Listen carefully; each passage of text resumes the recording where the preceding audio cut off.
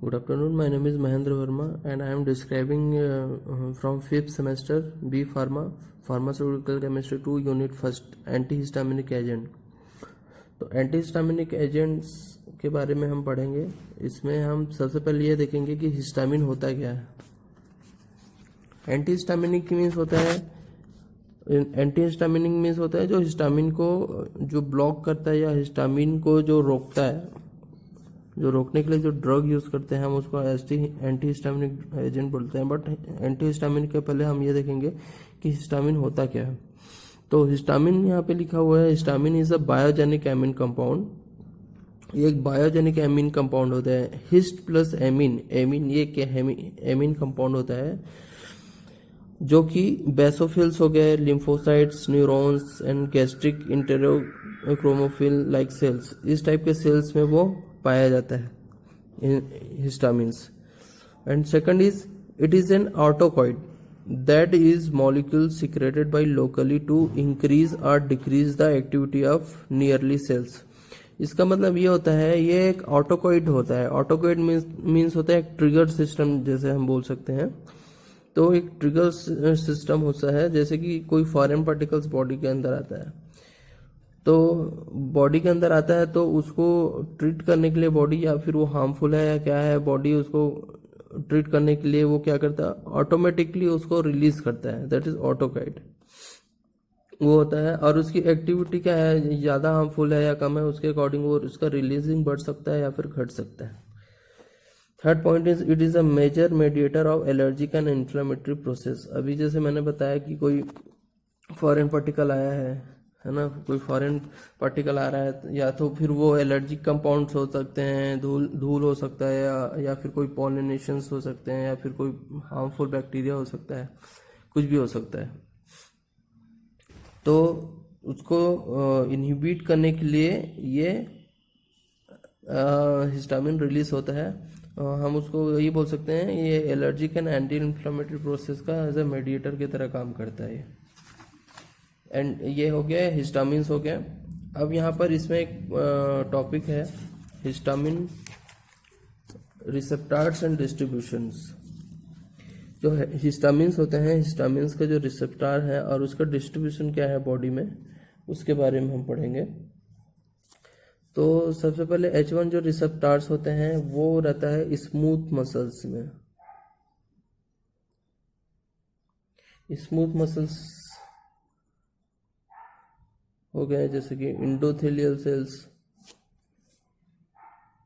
इंडोथेलियम हो गया, ब्रेन हो गया, इन सारे सेल्स में ये H1 रिसेप्टार्स पाया जाता है। जैसे कि एग्जांपल है लंग्स, लंग्स में जैसे कि ब्रोंकियल कंस्ट्रक्शंस होते हैं, वहाँ पर ये H1 रिसेप्टार्स पाया जाता है। Second is H2 receptors. H2 receptors पाया जाता है गैस्ट्रिक म्यूकोसा में। गैस्ट्रिक म्यूकोसा मीन्स होता है गट सेल्स, जहाँ से हम खाना खाते हैं और जो स्टमक में जाता है, that is gastric mucosa. And second is cardiac muscles. Cardiac muscles में पाया जाता है ये, मास सेल्स में पाए जाते हैं ये, और it is also present in brain. H1 receptor भी पाया जाता है, H2 रिसेप्टार भी ब्रेन में पाया जाता है। Third is H3 receptors. ये रहता है प्री सिनेप्टिक ऑटो रिसेप्टार्स में।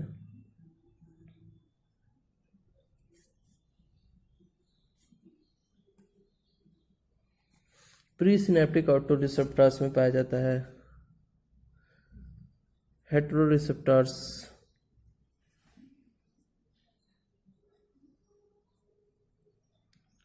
लाइक ब्रेन हो गए,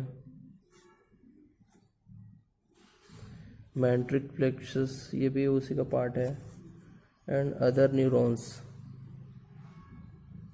इसमें ये H3 रिसेप्टार्स पाया जाता है, hetero receptors like a brain receptors. But इसमें इसके पहले pre synaptic and auto receptors बनता है। बाकी इसमें मेसेंट्रिक प्लेक्सस न्यूरॉन्स हो गया, वहाँ पर ये H3 रिसेप्टार्स पाया जाता है, दैट इज H4 रिसेप्टार्स। ये पाया जाता है इओसिनोफिल्स में। Eosinophils is a part of the blood cells, वहाँ पर पाया जाता है ये। न्यूट्रोफिल्स ये भी ब्लड सेल्स का पार्ट होता है। CD4 टी सेल्स, ये CD4 टी सेल्स ये एक डिफेंस सेल्स होता है, वाइट ब्लड सेल्स का एक पार्ट होता है CD4 टी सेल्स, वहाँ पर ये H4 रिसेप्टर्स पाया जाता है।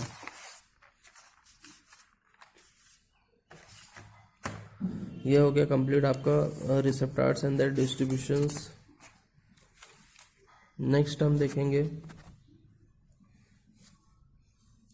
SAR of H1 antagonist.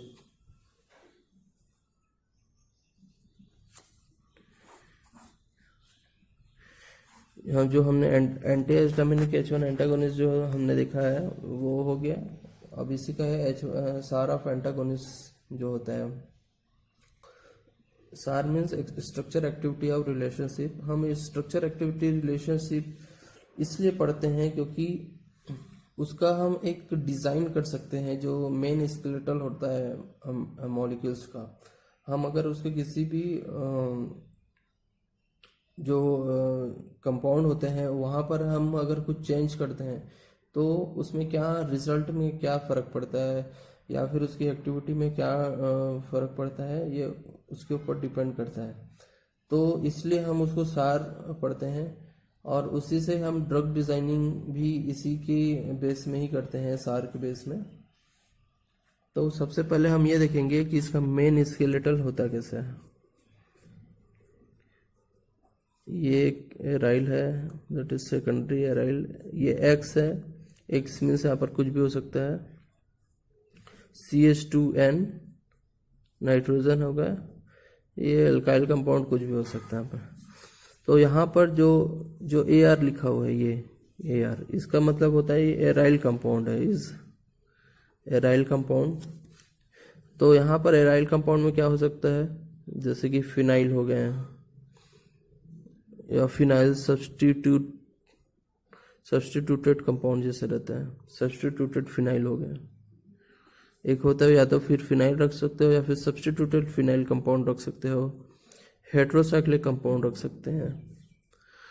Heterocyclic group जैसे कि like 2-पायरिडीन।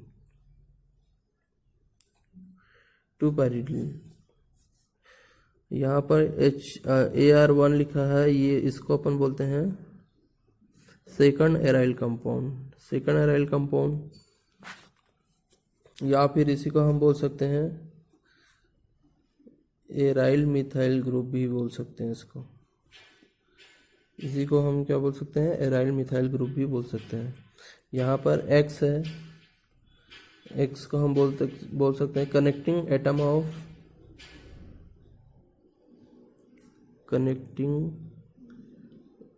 Of oxygen, carbon and nitrogen.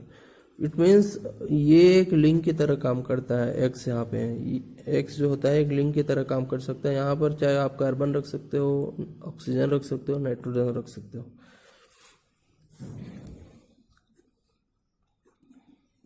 यहाँ पर एक ये मिथाइल कंपाउंड है जिसमें N लिखा हुआ है। N is the number of, एक होता है that is carbon chain. Usually यहाँ पर इथाइल कंपाउंड ही रहता है यहाँ पर। अब यहाँ पर जो N के साथ जो R है और R1 है यहाँ पर, तो जो NR एंड R1 ये क्या होता है, एक एल्काइल कंपाउंड होता है। अपन इसको लिख सकते हैं basic terminal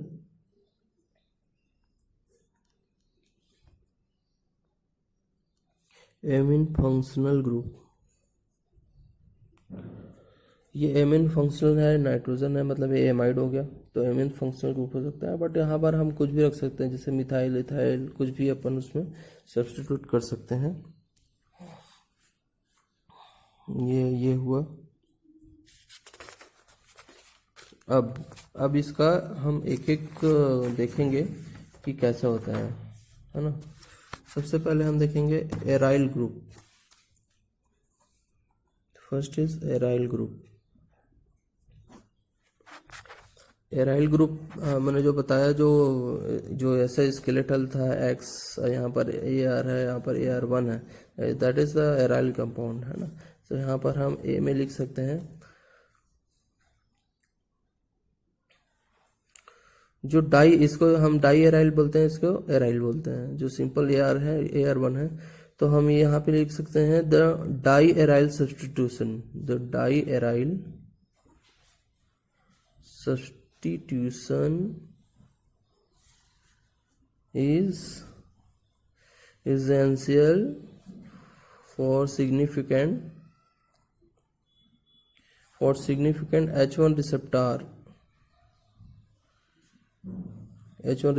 affinity. It means ये जो aryl secondary aryl diaryl compound होता है, ये मस्ट होता है आपका। यहाँ पे जो एक्स की जगह है ये मस्ट होगा H1 रिसेप्टर एफिनिटी के लिए। अगर ये नहीं होगा तो फिर उसकी एफिनिटी वो होगा ही नहीं, वो एक्टिविटी आएगा ही नहीं। दो ऑप्टिमल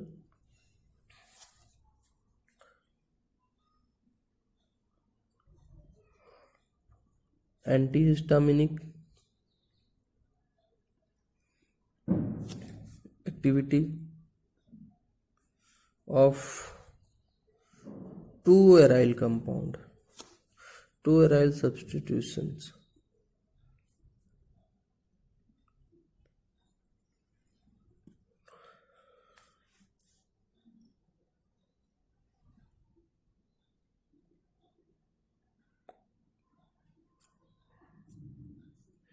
तो यहाँ पर जो होता है एंटीहिस्टामिनिक जो एक्टिविटी होती है डिपेंड करता है जो दो एराइल सब्स्टिट्यूशन जो होता है ये वो कैसे होगा। तो यहाँ पर जैसे कि एराइल कंपाउंड है, एराइल की जगह हम रख सकते हैं फिनाइल या सब्स्टिट्यूशन फिनाइल कंपाउंड। एंड कुछ हेट्रोसाइक्लिक कंपाउंड होता है, जैसे हेट्रोसाइक्लिक ग्रुप होता है लाइक 2-पाइराइल, अभी मैं बताया था इसके पहले 2-पाइरिडिल। ये तो इस टाइप का कंपाउंड वहाँ पर ऐड होता है एराइल 1 में, तो उसकी जो एक्टिविटी होती है वो ऑप्टिमम होती है। Second point is most of the H1 receptor antihistaminic जो होते हैं, most of the antihistamine possesses substituents in one of the aryl rings.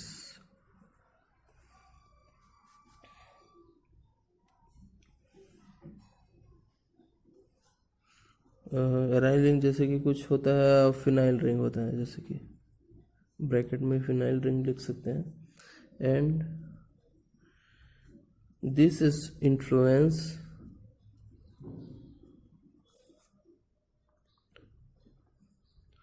the potency of compound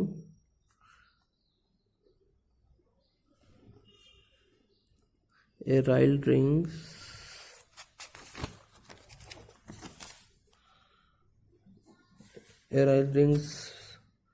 may be linked, for example हो गया promethazine.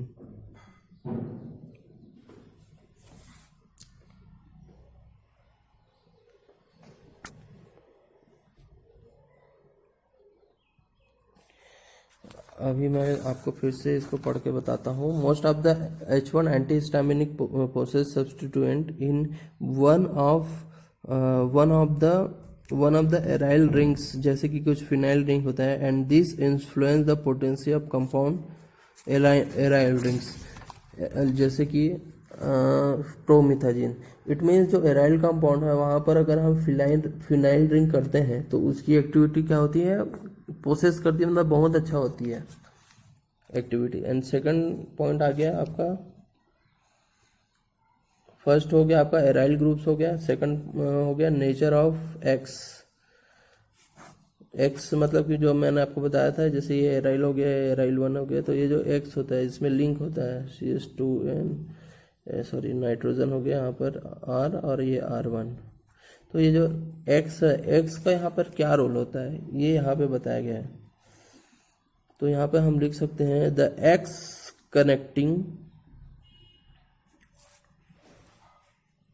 Connecting moiety of H1 antihistaminic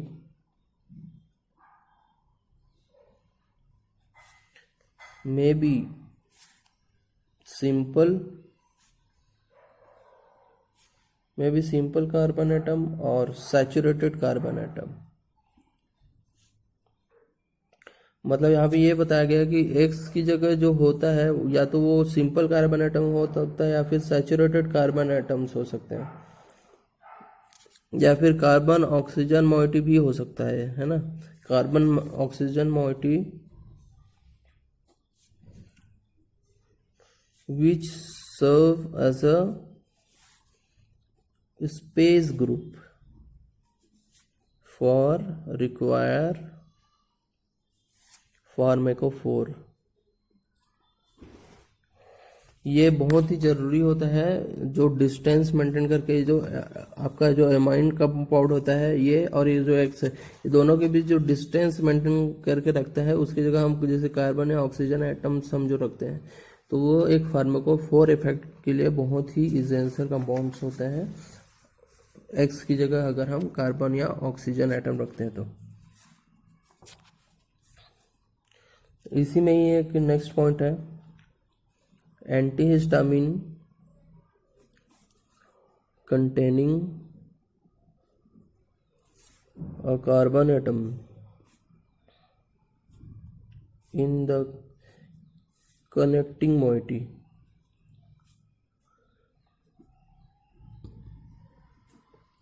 for example हो गया, जो carbon atom होता है वो क्या करता है, वो ये कनेक्ट करके रखता है, ये जो स्केलेटल होता है, जैसे कि कार्बिनोक्सेमिन, फॉर एग्जाम्पल कार्बिनोजेमिन, ये कंपाउंड होता है, exhibit chirality which leads to stereoselective binding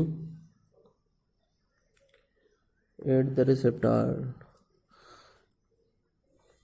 अब यहाँ पर इसका क्या इंपॉर्टेंट रोल है, देखिए, ये जैसे कि कार्बन एटम हम यहाँ पर रख रहे हैं एक्स की जगह, है ना, जैसे फॉर एग्जांपल कार्बिनोक्सेमिन, तो जैसे हम कार्बिनोक्सेमिन वहाँ पर रखते हैं तो वो एक ऐसा स्टीरियो केमिस्ट्री की तरह होता है। वो स्टीरियो केमिस्ट्री मीन्स जब लाइट सोर्सेज उसमें पड़ती है किसी भी कंपाउंड में, तो उसके जो कंपाउंडिंग ग्रुप होता है या तो फिर राइट साइड रोटेट करता है या left side, that is called chirality या किरैलिटी। तो वो रोल वहाँ पर आती है अगर एक्स की जगह हम कार्बन आइटम रखते हैं।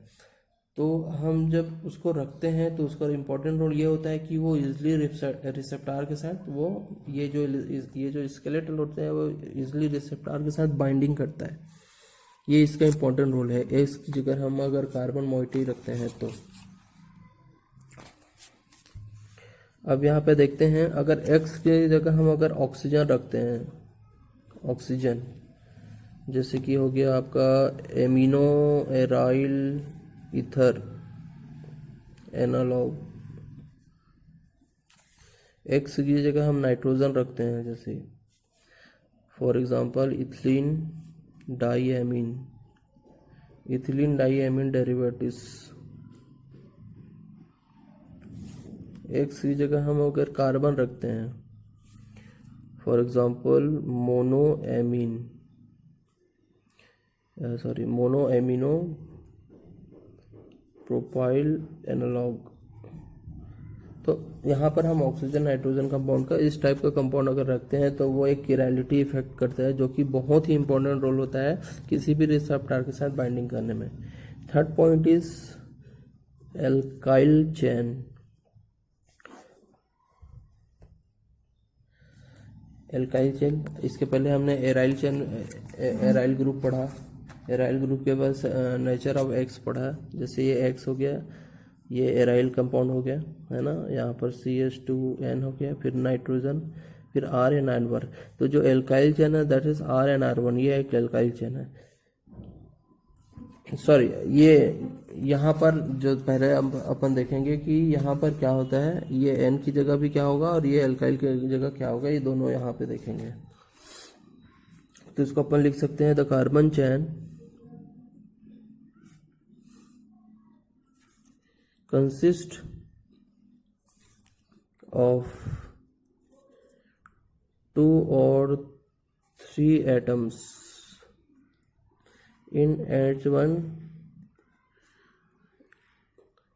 antihistamines, which leads to the distance between the central point of the diaryl ring system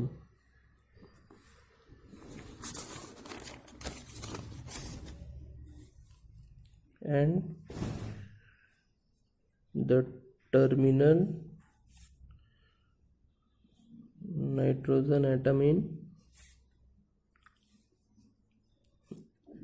the extended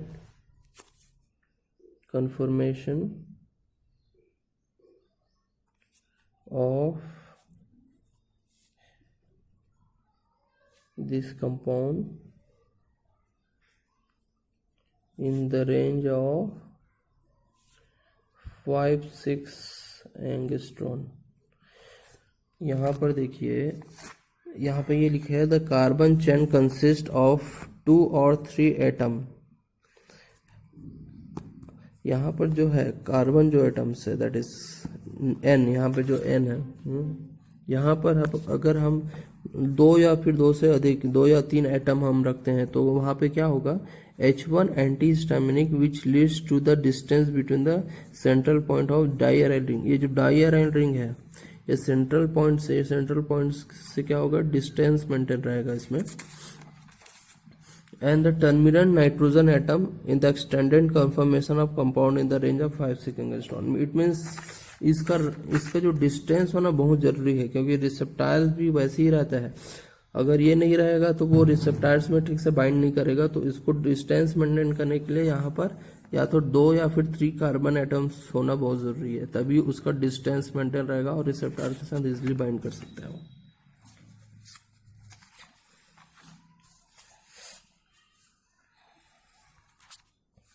इसी में ही एक पॉइंट है, branding of this carbon chain leads decrease in antihistaminic activity. It means binding of this carbon atom chain leads decrease in antihistaminic activity. For example हो गया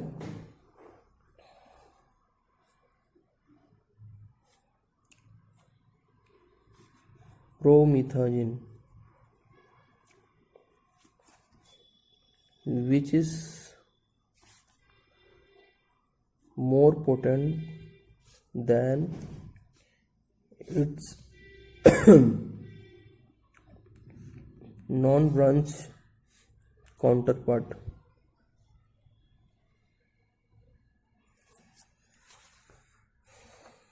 promethazine जो होता है which is more potent than its non branches counterpart होता है।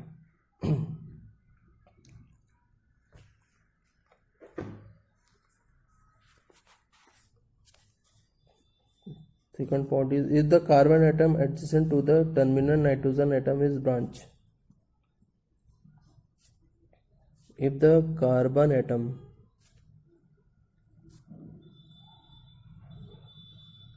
adjacent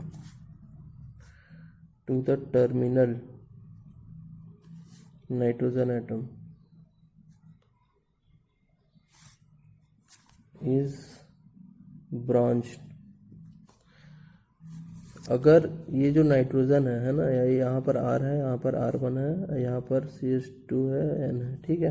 तो यहाँ पर ये लिखा हुआ है कि जो कार्बन एटम होता है, ये अगर कार्बन एटम जो है टर्मिनल नाइट्रोजन एटम का जो ब्रांच है, यहाँ पे लिखा है इस ब्रांच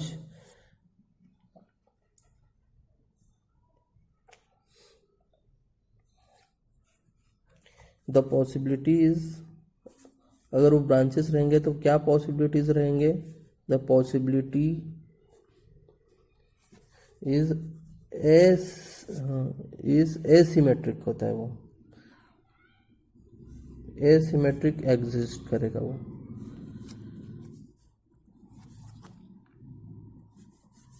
बट फिर भी however it will not affect the binding affinity with the receptors.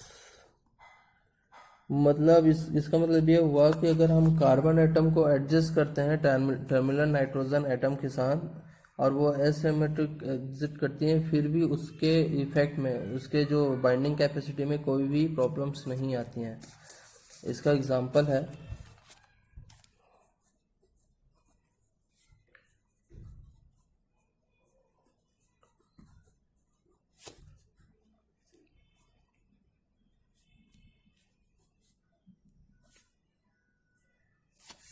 ये, इसका एक रिंग स्ट्रक्चर है।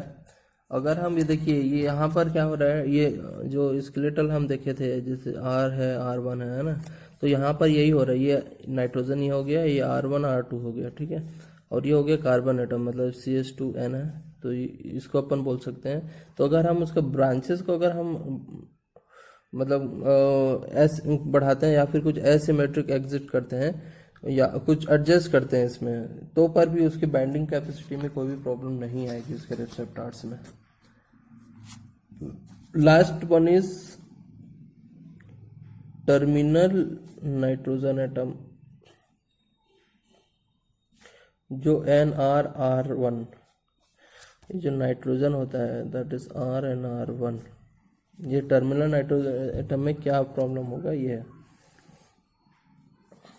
The terminal nitrogen atom should be tertiary होना चाहिए, टर्सरी एमिन होना चाहिए। जो टर्मिनल नाइट्रोजन एटम जो होता है ना, वो टर्सरी एमिन कंपाउंड होना चाहिए for maximum activity, maximum act.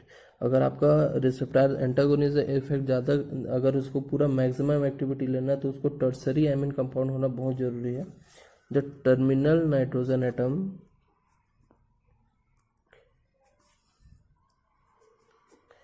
The terminal nitrogen may be a part of heterocyclic compound,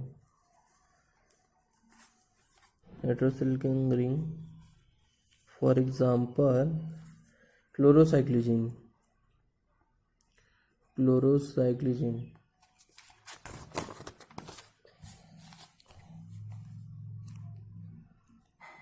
which also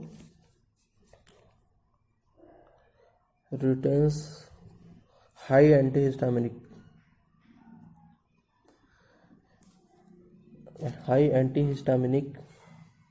activity. फिर से मैं बता देता हूँ, द टर्मिनल नाइट्रोजन एटम, जो टर्मिनल नाइट्रोजन एटम होता है, maybe a part of heterocyclic ring.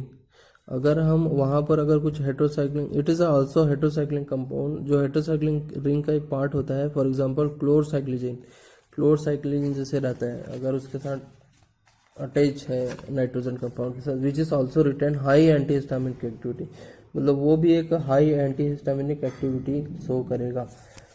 The amino compound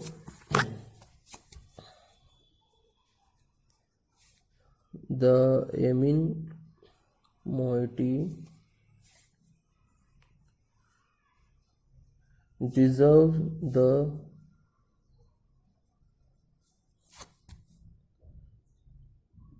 protonations on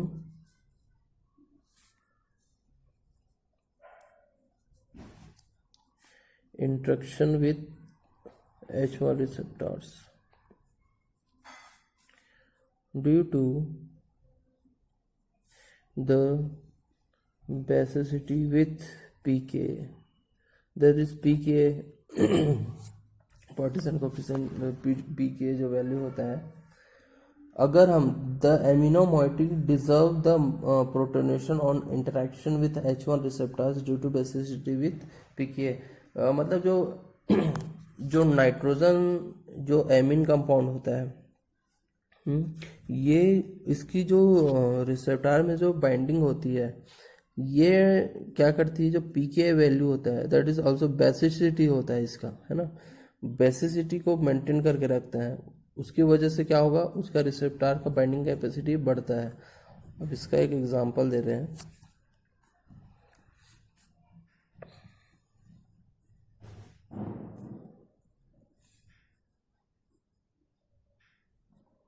sorry, nitrogen नहीं आएगा यहाँ पे,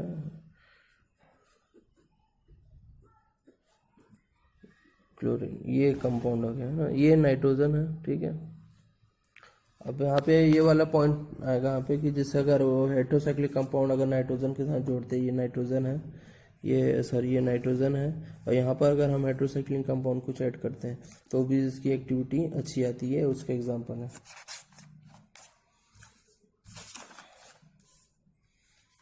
नेक्स्ट इज क्लासिफिकेशन।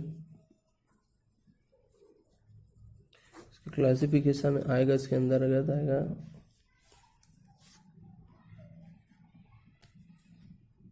इसको हम बाद में पढ़ाएंगे क्लासिफिकेशंस को। इसमें 5 टाइप के क्लासिफिकेशंस होते हैं, उसको हम इसको बाद में पढ़ाएंगे। Thank you.